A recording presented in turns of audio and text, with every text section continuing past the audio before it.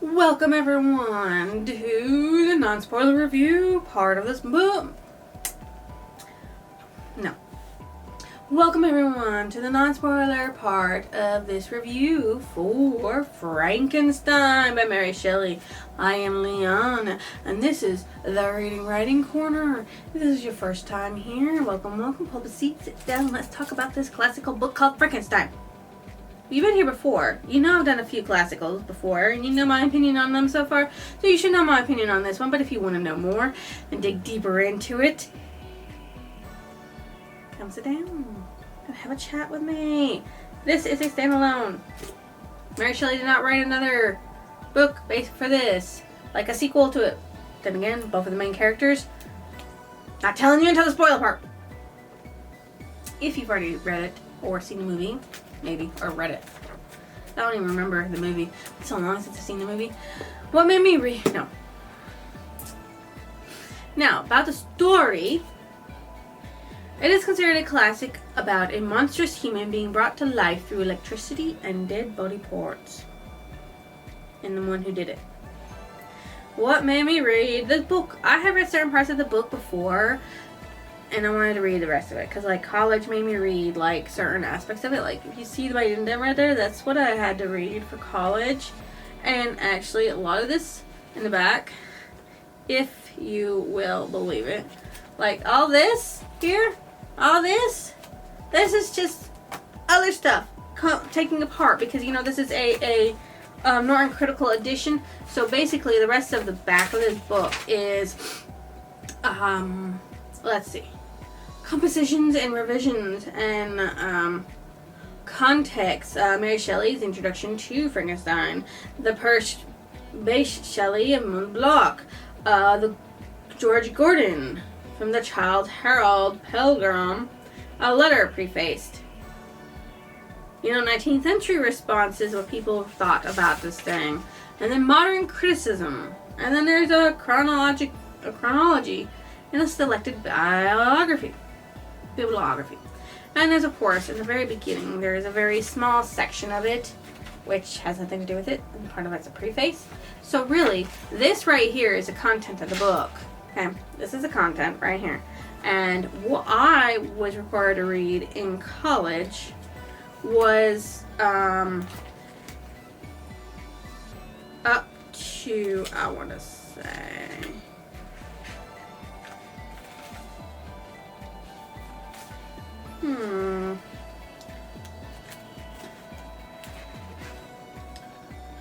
I want to say the context of what I was reading up to for the actual thing was about there. You know, like that much of the book was what I was required to read, because back when I was in college, I did not usually use a highlighter or even these little tab thingies. I just underlined, so I could see where I did a lot of underlining. I didn't do a lot of underlining throughout the majority of what I read, but I did underlining in the first chapter that I read, chapter 9, which is where they required me to start reading. A little weird, you know? But that's where they had me start reading, and then they just had me start reading up until, like, chapter, I don't know. It was weird. They don't really require you to read a lot in college. They'll make you skip the vast majority of what was actually Frankenstein. And I can understand that, again. So, the blurb. The blurb is not very much a blurb, okay? I'm sorry. They don't give you much. There's a lot of more bullshit than what the book is actually about. So, what the book is about, it tells the story of a scientist who creates a monstrous human being from dead body parts and suffers the consequences of his unnatural experiment. Now, the back of the book for this Norton Critical says the Norton Critical Edition of Mary Shelley's Gothic masterpiece is based on the 1818 first edition text, published in 3 volumes by Lackington, Hughes, Harding, Mavor, and James. Throughout the editor provides useful explanatory annotations. A map of the region helps readers locate the novel's many settings. In Composition Revision, a special critical section, M.K. Joseph and N.K. Miller address the issues surrounding teachers' choice of text. Contemporary perspective is provided in 2 supporting sections. Context, including related writings by Mary Shelley, Perry Bysshe Shelley, Lord Byron, and John William Polidori. 19th century responses gathers 6 reactions to Frankenstein's publications from the years 1819 to 1886, including those by Perry Bysshe Shelley and Hugh Renold Hawes. Criticism is a collection of 12 seminal essays that provide a variety of perspectives on Frankenstein by Christopher Small, George Levine, Ellen Morris, Sandra M. Gilbert, and Susan Gubar. Barbara Johnson, Mary Puvuvi, Gayatri Chakravorty Spivak, William Veeder, Ann K. Miller, Susan Witten, Marilyn Butler, and Lawrence Looking. A chronology and a selected bibliography are also included. That tells you nothing about the actual book. So, there. Now, my non-spoiler blurb for the book is, it is an account of the man Victor Frankenstein, because if you don't know who Victor Frankenstein is, like I didn't for the longest time, yeah. After he is rescued from ice on the ocean, he recounts how he came to be there by first detailing his life history and his fascinations for reanimating dead body parts. That's my non-spoiler blurb. Because literally that's basically, I just said the same thing from the top to the bottom. You know, what I found to be the blurb for the back, which is the small part I read, the one sentence. I just said it in 2 and slightly expanded on it. So the setup of the main character was slow and very detailed. Like, Victor Frankenstein's life was detailed. We learn their motives of the first, wanting to bring someone to life from dead body parts, to wanting their life to end because of how terrified he was of his own creation. Yeah, if everybody knows everything about Frankenstein, you know that it was a monstrous thing that I did. The characters react the way I believe they would, even though I have never had an obsession like Victor. And to be honest, I always thought that Frankenstein was the name of the monster, but that's not true. Of course, I knew that before reading this book again. Like, I figured that out when I had to read this book for the first time. But watching the movies and not knowing anything, it makes it seem like Frankenstein is the name of the monster. It's not. And if I have anyone in here that's of a younger generation, Monster High Frankenstein is not this thing, even though it's based off from this. Just to let you know. This genre is actually considered to be classical fiction. Classical fiction, because it says Gothic on the back here. Did this live up to my expectations? Yes, it did. For what I thought it was as a classic. I lived up to my expectations for a classic, because classical books are not written the same way books are written today. There is a major difference. The way they sought to entertain people back in the past, the way they entertain people today, the books are definitely different. There's more to life than what was written back then. This was what they thought was entertaining back then. And maybe it was, but it was not entertaining. It's not entertaining nowadays, unless you like classical works. In which case, good for you. Which character do I relate to the most? Victor's adopted sister, in a way, because of how she cared about the well-being of those that were considered to be her family. Which secondary character stood out the most? Victor's friend from his childhood that cared so much about him that he stayed around for months to nurse Victor back to health when Victor fell ill. That's something. That really is something. So, what was more important, the characters or plot? The monster created was the most important of it all, because if Victor had not set out on reviving someone for their dead body parts, the book would not be there. So mainly the monstrous plot. But I gotta say, the first half of the book was all about the character. Victor. All about character. All about Victor. Okay? It had at least 3 voices in it, and it did not affect my reading. Those who read through the book like this, it was set in a flashback for the majority of it. It was very weird. Because you start out with a guy writing a letter to his sister saying, I found this dude. Here's the life story he told me. And then it's a dude telling the story. And then the dude's like, this is what my monstrous dude told me. And then you got the monstrous dude telling you stuff. And then it goes just back. So it's weird.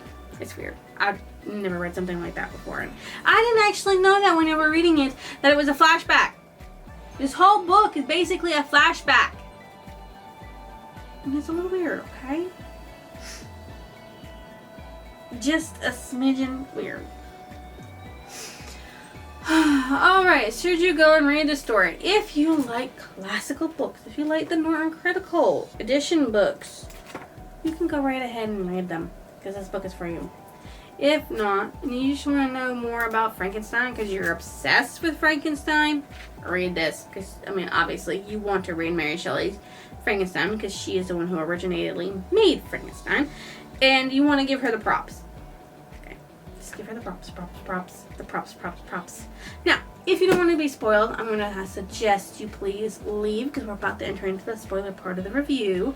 Before you do that, if you could drop me a like, a comment, or even your lovely subscription, that'd be much appreciated. Hello, there's a picture of Mary Shelley in the back, people. So, in this book, you meet the main characters, side characters, and important recurring characters. Victor Frankenstein is, of course, the main character telling his life story to someone after being rescued from the ice ocean he was chasing after the monster he created. He dies because, starvation and cold and all that stuff. He literally he dies. So Robert Walton is actually the man Victor is talking to about his life and what happened and what led him to be out on the ice to begin with. He also writes everything that he hears to his sister. Okay. Henry Clerval is Victor's best friend, who stayed there to help heal Victor after he became sick for several months. He was unfortunately unalived by the monster after Victor had promised to create a female companion for the monster, and he went back on his word. He was like, oh, I'm going to make him pay for that, and he unalived Henry. You don't really get to see Caroline Beaufort in this. She's mentioned. She's Victor's mother, who actually took care of her sister's daughter. She died saying, I want you and Elizabeth Victor to marry. That would make me extremely happy. So Elizabeth Lavanzo is actually Victor's cousin, and they were raised like brother and sister, and he was supposed to marry her even though they grew up together, but they knew they were supposed to marry each other, so they did not get the familial brother-sister love. They were like, let me just not have that. You have Ernest Frankenstein, Victor's brother. It doesn't really mention much about him besides he's growing and getting older. Then you have Justine Mortiz. She was a maid that worked for the Frankenstein family, and everybody had great faith in her because nothing ever happened because Caroline had trusted her so much. The monster actually framed her for William's death. She was, of course, executed because they had no proof to prove that she did not do it. Because the monster took the locket that William carried and plucked it into her robes and, made her out to be the victim. Okay? William Frankenstein, Victor's youngest brother, who was killed by the monster after the monster was going to kidnap William and keep him for himself. He was like, my father, Alphonse Frankenstein, will get you. And he's like, Frankenstein, your family's my issue. Now I will definitely kill you. And the monster killed him because, he was related to Victor Frankenstein. Alphonse Frankenstein is actually Victor's father who survived it all. Once Victor goes after the monster onto the ocean through the ice and the sledge dogs to chase him down for killing his brother, You don't really get to know what else happened to him. I'm going to assume he just died a sad, lonely life along with Elizabeth and Ernest. Maybe Ernest and Elizabeth got married. I don't know. Then you have Margaret Saville, who was Robert Walton's sister, who was receiving all these letters. I'd be a little concerned if I was receiving letters like that. Hey, I met this dude who talked about how he revived somebody using lightning and dead body parts. And then, of course, you have the monster. I don't think he was actually ever given a name besides Monster, and if he did, I forgot to write that down. But anyways, the monster, he was confused when he first woke up. Didn't know nothing, didn't know how to speak, didn't understand words, but when he learned how to understand words, he learned how to write, and he learned how to speak. And all he wanted was to not be lonely. He wanted a companion. He wanted company. He just wanted someone to love him for him. And so, yes, he said, create me a companion or I'll kill everybody you love. Make sure it's female, so I have somebody to love for me. You know, I have a wife or something like that. Somebody who will always be there for me. And everything. He was able to do a lot of stuff that was inhumanly impossible. Okay. So there were at least 3 POVs within this story. Those were Robert, who wrote the letter to his sister about the story he heard from Victor. Victor, as he told his story to Robert. The monster, as he recounts what happened to him from the moment he woke up to Victor. And how he came to the conclusion that he just wanted a companion and that he was going to make Victor do it, but threatening his family. So, my favorite character was Elizabeth. She was so earnest in taking care of the Frankensteins and loving Victor. My most disliked character was actually Victor. He hated the monster he created, and he could not even give him a companion to live with for the rest of his life. That was how revolted he was after he committed the deed, but he was not revolted while he was committing it. It was only after the thing woke up and stared at him and was like, oh my god, what have I done? Why couldn't you have thought about that before you made him alive? So, it was told in chronological order through flashbacks and written down in letters. It had appropriate language with some foreshadowing and suspense. Like, was the Frankenstein monster going to come back and kill people? What was Victor going to do about it all? Because Victor did not know at one point whether or not Henry was going to die, because Henry was nursing him back to health, and he was like, oh my god, this monster, he's going to come back and kill me and my friend needs to leave, but I am so traumatized that I am sick in bed and I can't do nothing. Like, man, people were awake back then. The background of Robert was not given. You don't really know anything about Robert, besides that he's a captain of a ship. The background of Victor and the monster were given in great detail.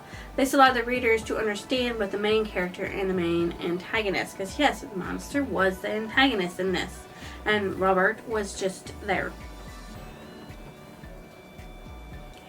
He was just there. So the title of the book just means the main character, Victor Frankenstein, but it also alludes to the monster he made that was just dead body parts brought back to life. Because I think that name embodies everything. But then again, that's what I've always associated with. So that just might be that. Okay, the cover of the book has broken ice on it and the butt of a ship sticking out right here. If you can't really see that, my apologies, but there you go. You might be able to see it better if it's in whatever corner. I don't know if I put it in the right hand corner or the left hand corner or whatever corner these are. It might not even be this picture. I don't know. Whatever I find on the internet, I'll put up. Okay? So, what stood out as memorable was the fact that Frankenstein hated what he created only because he felt hideous for creating life from dead body parts. He couldn't even create another one to give the first monster a companion to go off and live at the North Pole forever alone with his companion. Somebody he could be with forever.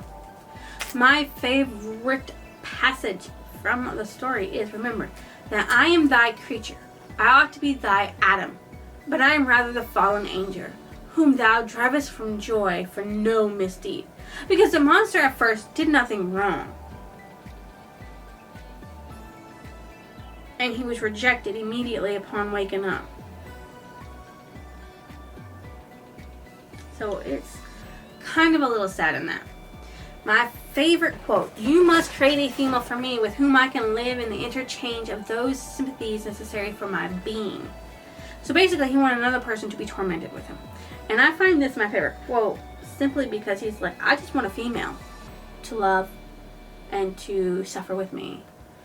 And he's not asking for much, but yes, he did kill William and unalived him. And it's very sad that he did that. But, I mean, that was the only thing he was going to do. He was going to leave and never appear before any human ever again, as long as he had his companion. And Victor did go back on his word by saying, I will do it, but then he not doing it. So, yes, the monster felt like he was forced to unalive another person. But that's because that's how Victor made the monster. He just didn't give him what he needed at all. What I thought about the end of the book, it was kind of a letdown because both Victor and the monster died, and the only person alive is the person who was being told the story, Robert. And he was just massively confused because he didn't even know the monster was on the ship. He thought the monster might kill him. And I was just like, don't worry, I'm not going to kill him. My tormentor is dead. The one I was tormenting is dead. I will die myself. You know. But soon I shall die, and what I now feel be no longer felt. Soon these burning miseries will be extinct. I shall ascend my funeral pile triumphantly and exalt the agony of torturing flames.